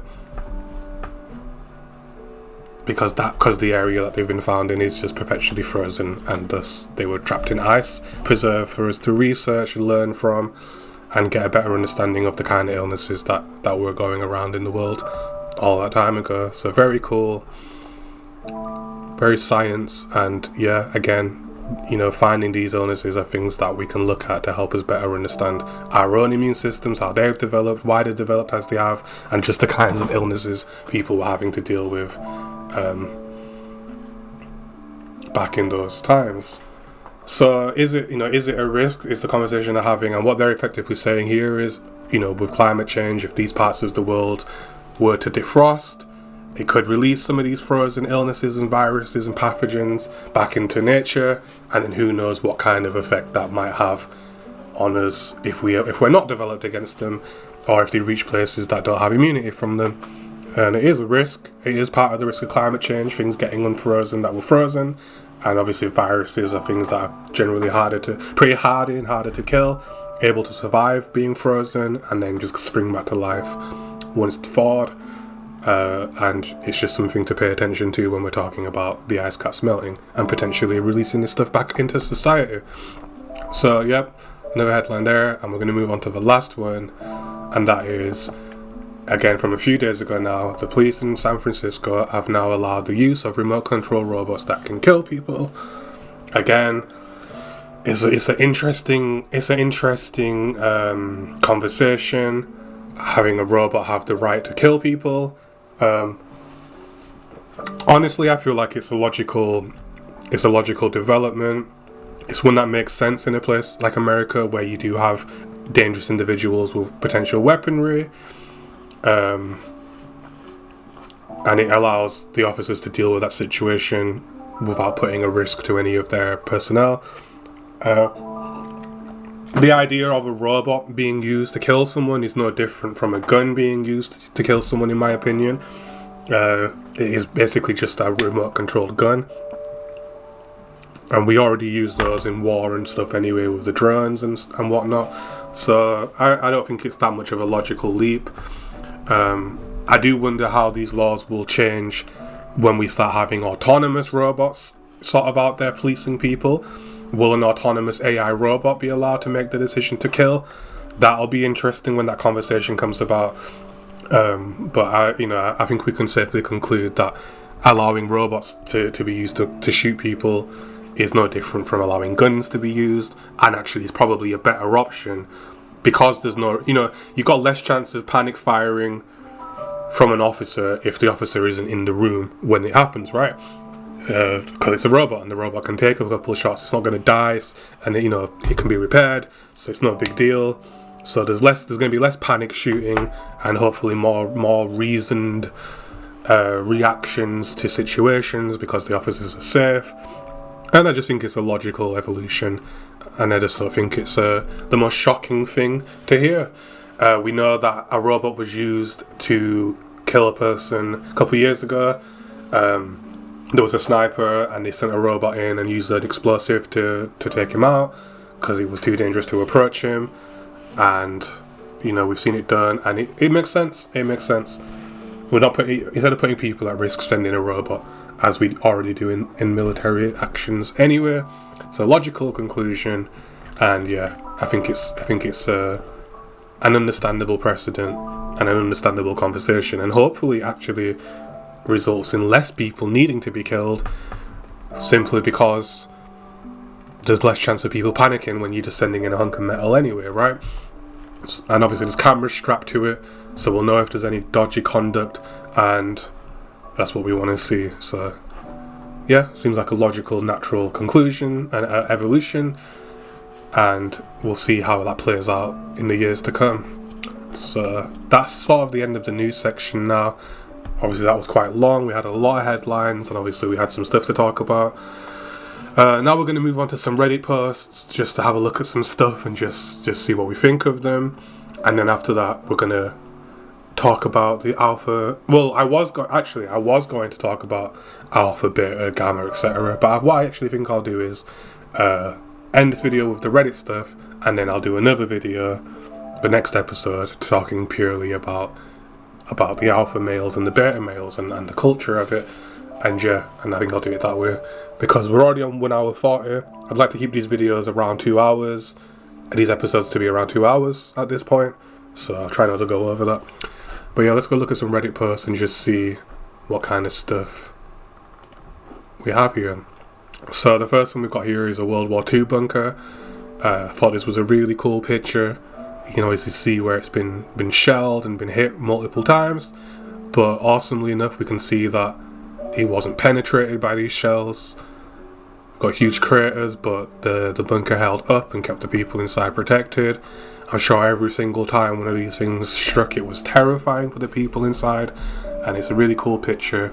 And we can see, of course, where the rounds and shells were impacting the bunker. So I thought that was really cool. I wanted to share that. Posted by user Sir Senje, I don't know how you say that. In Oddly Terrifying, and yep, very cool, very historical, and it's just crazy to think just how many times they actually landed a hit on this bunker and it wasn't penetrated. Very cool. Moving on to the next one, we have this.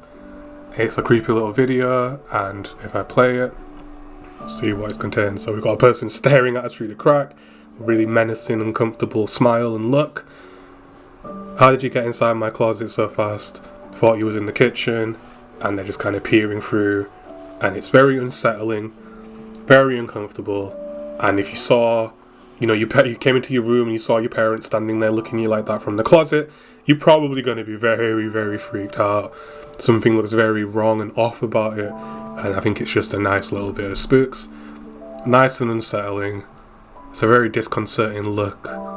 And there's no sound, which I think makes it creepier. It's just nice and spooky. And I wanted to share that with you. So next we have this picture. Again, it's just one of these pictures that has a vibe to it. I've been out walking around and I've seen this myself, and I've been in a place like this and had this feeling. So it really kind of brings back a familiar energy, and I just like them. I like this kind of aesthetic, especially the grainy phone picture. It's not HD, and it is dark, and you can see the pixels and stuff, and I think it's just a nice feeling, a cool little picture. And yeah, it's just walking in the dark and going into a lighter section, and then we can see, if you live in a place that has trees, has nature, like I have grown up in, this is something you do see, the silhouetted trees, and it's a nice spooky nighttime feeling, and I do enjoy it. Not scary, but it's just a little spooky. It's a cool little feeling, and yeah, I just wanted to share that one. Next we have this from the Hey UK subreddit, and it is basically just an article saying that KFC has opened its first ever pub in Hammersmith, West London. And yes, that is KFC as in the actual chicken place. And yes, they have opened up a pub called the Colonel's Arms, where you can go in, have a pint, and order some KFC to your table. This is the UK. We love our pubs. We love going out for a pint. It is Friday today, so people are out there. I don't know what time it is. 8 o'clock, so people will be out or just about to head out for their pub nights and their club nights. I'm sure this place is packed, as what we say here, as in packed to the brim. It's going to be filled with people, and yeah, we do like to have a drink over here, and we do have a pub culture. So KFC has decided it's going to open up a pub to sell its chicken and sell its beer. So quite different. It's not something you would expect, and this is KFC, but it looks like an old traditional pub. On the outside, I don't know what the inside would be like, but it's quite funny. And again, us in the UK, us Brits, we do enjoy our beer. We do like a pint, and yeah, it's kind of funny that KFC decided to open up a pub. I mean, it says here the Colonel Arms Chicken House, which is quite funny, but it does look like a traditional British pub. Very cool. And if I ever find myself in London, I probably will go check it out. But I don't go to London, because London's a very busy, very, very easy to get lost place. But yeah, very cool. It's also really expensive in London. Like, I know this is kind of standard for sort of city living versus town living or smaller city living, But I smoke. I buy cigarettes, and a pack of cigarettes where I live up here in the north in Yorkshire will cost me around £10.20 for 20. And if I was to go to London and buy the same pack of cigarettes, it would quite literally be double that price, and I'd be paying £20 something for the same pack of cigarettes. That's literally double price. So my smoking habit would quite literally cost me twice as much in London as it would where I currently live. But my income would be the same, the minimum wage is the same. I wouldn't be working for minimum wage, but just for reference, like, the wages are the same, but the costs are more expensive. But I think in general in London, there's a lot more jobs going that match their pay to the cost of living in the area. So Londoners probably do ultimately earn more if you get the right job there. And of course, London being such a big, well-developed city is filled with people presumably in well-paying jobs. Because anyone with a brain, or anyone who values their income and isn't there for university or some other reason, would probably live outside of London where it's cheaper, but work in London where the income's high, and then double their money in reverse. I think that's what a lot of people tend to do. And this is one of the reasons why you probably don't hear many sort of northerners travelling down south to London often. And really it's just because there's no need. London's filled with a different kind of people to the rest of the UK. London's like our Hollywood and our New York rolled into one. So if you imagine the kinds of people you find in those places, that's kind of where they are in London. But at the same time, the people who are living the better lives are not living in the heart of London. They're living outside of it, and then they're travelling into London for business. And yeah, it's a crazy place. I could never imagine living there. I have been there a few times. It is cool, but the kinds of people that are living there are either politicians, students, or celebrities, or rich Saudis who come over and that kind of thing. It's a rough place, but it is our biggest city, our major one. There's other cities, Manchester, Leeds, up here up north, Liverpool, Blackpool. Those are all very different from London. Much smaller and much more sort of localised, but London is our big one with a lot of tourists and a lot of people coming and going. And yeah, it's also incredibly expensive. And is oftentimes, nothing that you pay for in London is worth the price you pay for it in London. But I'm sure that's no different from other major cities around the world. And honestly, my holiday destinations are never going to be any of these cities ever. And I do love cities. I'm from a city. I love city life. But a city like London or a city like NYC or LA or any of these places, I think LA is the city, I don't know. But any of these major cities, Paris, Moscow. Did I say Moscow? I meant. Is it Berlin? Is it Berlin?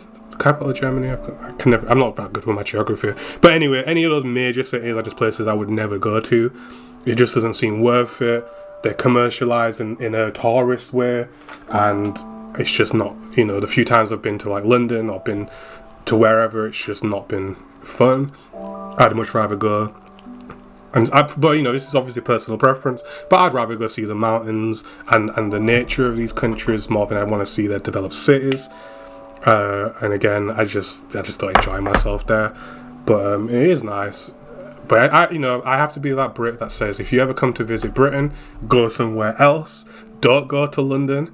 Either go down south if you want to see the British warm weather seaside lifestyle, or go north if you want to see the British. I don't want to be that guy, but go further north than London. Anywhere from upwards from London, go anywhere there if you want to see what Britain's really like. London is very artificial. It's filled with tourists anywhere, and the kinds of people that are there for a very different reason. But if you go further north, and you have to go all the way north, just go further north, you're gonna see the real Brits, the people. You don't go to London to see real British people. You go to those places to see real Brits. You go to London to see all the fake stuff, right? All the touristy stuff, and that's why I won't go to those places personally. But they are cool, and we're grateful those places exist because they're economic hubs. Obviously, a lot of the art comes from these places, and that's all cool and that's all well and good. But if I was you, I would work in the city and live out of it, if possible. And yeah, it's a wild place. But yeah, if you want to see the true England or the true Britain, go anywhere but London. And the further south you go here, again, there's a different attitude. Down the bottom of the country is warmer and it's posher, and again, like Bristol has a lot of like a celebrity culture, and I think that's the more artificial side of Britain. That's the more liberal side. But if you want to see what the true British attitude's like, the people who voted Brexit, the people you're arguing with online, then definitely go further north than London. But anyway, back to the topic. Yes, KFC has opened a pub, and we love that as British people, and I'm sure they'll be very popular. So, moving on to the last one now, is this one. Posted in Scary Technology by CIA_employee44 is this one, which is titled Official US Patents Proving Mind Control Technology Has Been in the Works Since the 60s. So, obviously the conspiracy era is dead. 10 years ago there was a massive conspiracy collective online. There were major websites, and even here on Reddit was filled with all types of kooky conspiracies about everything. And one of the most popular theories to come out of the conspiracy community over the years is, of course, the government with its mind control and its MK Ultras and its whatever else is. And here we have this, which is basically a list of times and examples of the government using various forms of mind control or mind altering technology to influence people's behaviors. So for me, it was one of these interesting times where something the conspiracy community used to be so vocal about has turned around and proven to be literally true. I don't want to be the conspiracy guy. I don't want to be that guy that says they're right about everything. That's not what it's about. But it is now officially out there and officially released that yes, the government has in fact been using various forms of V2K and MK mind control, audio waves directed at people to effectively alter and change a person's behaviors, which is what we know as a form of mind control. So here, change the brain state of subjects through electroacoustic means, induces a desired brain state by a modification of music files, methods of an apparatus for inducing desired states of consciousness. And it really is just a list of all the things that conspiracy psychos have been saying for years, and now we're basically finding out that, well, actually in 1988 the government did generate and propagate artificial sounds and voice sounds to be heard by a target to influence them. In 1996, they were controlling human brainwaves by superimposing hidden phrases onto music signals, which makes me think of all that backmasking stuff we used to hear. In 2001, they were messing with people's neurological response to emotion-inducing stimuli. And long story short, they have been experimenting with forms of mind control and mind-altering, mental state-altering with technology for quite a long time. There's one here from 1968. Allow information to be remotely conveyed to a subject via electromagnetic waves. So that's 1968, and they were messing with electromagnetic waves to alter people's state of mind. And it's just an example of, the stuff that used to be talked about by the conspiracy communities of yesterday are now actually coming out through official documentation to be completely valid. And that's quite scary in a way, because it just goes to show that while we're trying to remove the misinfo and we're trying to get rid of the people just spreading fear, there were people coming out of that community that actually might have known what they were talking about, and we've kind of brushed all of it under the rug. And it is like, well, hang on a second, the government themselves are telling us that they were doing this stuff. But as we know from the conspiracy days, no one really cares. Yeah, the government's messing with people's brains, but people will only care if it's their brains getting messed with. But looking at some of the stuff on this list, and I recommend you go have a look, there's a really genuine possibility that actually already is the case. But, who am I to say? I can only look at the stuff that the US government quite literally has come out with, And this, of course, is a list of various patents and technologies built and designed to do the exact things that the conspiracy community we're talking about. So that's over here, Scary Technology, posted by CIA_employee 44, and official patents proving mind control technology has been in the works since the 60s. So lots of stuff, powerful stuff, and remember folks, don't believe everything you hear, but don't dismiss everything outright either. Never judge a book by its cover. And while a person might seem crazy and might seem like some kind of conspiracy nut, that doesn't necessarily mean they're wrong. It just means they're very intense people, and generally that's about it. But there are plenty of times conspiracies are wrong, and don't trust everything you hear either, especially not these days. But yeah, deep stuff. The government has indeed been working on this technology for a very long time now, and who only knows what kind of stuff they have actually managed to successfully develop. Quite wild. There's always going to, the top comment is, well, yeah, and mind control has always been the goal, doesn't mean they'll do it. And it's like, that's a very dismissive attitude, because they're basically saying, well, of course the government's coming up with mind control technology, but yeah, no one's policing that. It's not out there in the open in the same way. We're not voting on this issue. It's all well and good just dismissing it. Well, duh, of course they're doing it. It's another thing to say, well, hang on a second, do you understand what it is you just said in this sentence? Well, duh, why create Facebook? They're much easier. It's dismissed in a really bizarre way. It's like, well, why are we not voting on these issues? Why is our politicians not talking about this? And of course, the only people out there asking that question are people like myself, who are brand new and barely have 5 views. But it is out there. You can look this up yourself, and very, very interesting stuff. So that's it for this video.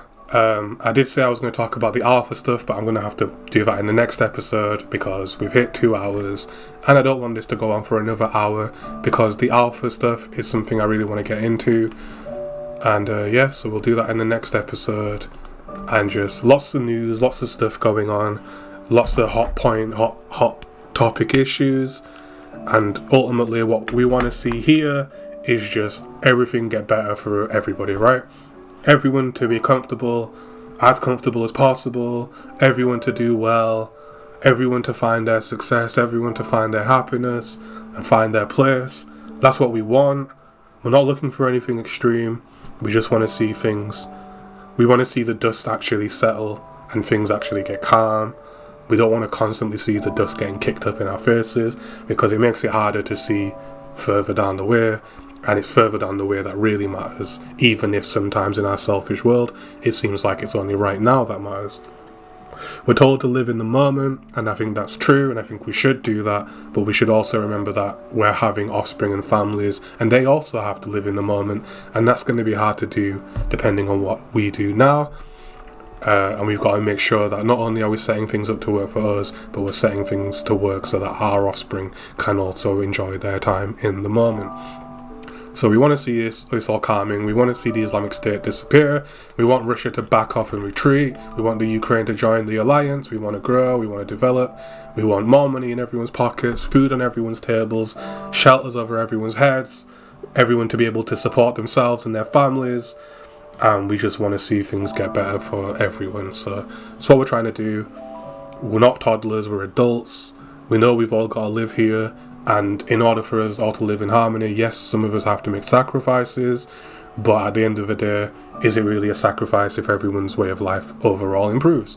I don't know how big of a deal that is, but something to talk about another time. Thank you for being here. I've enjoyed this episode.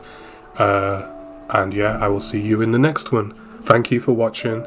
Remember to like and subscribe, leave comments, talk about, debate me, argue with me, and if I get people debating me and I get some interesting comments, I'll definitely put them in videos and discuss them, in the actual episode. And again, thank you for being here. It's been a pleasure. I'm SpookyLith, and I will catch you later. Goodbye.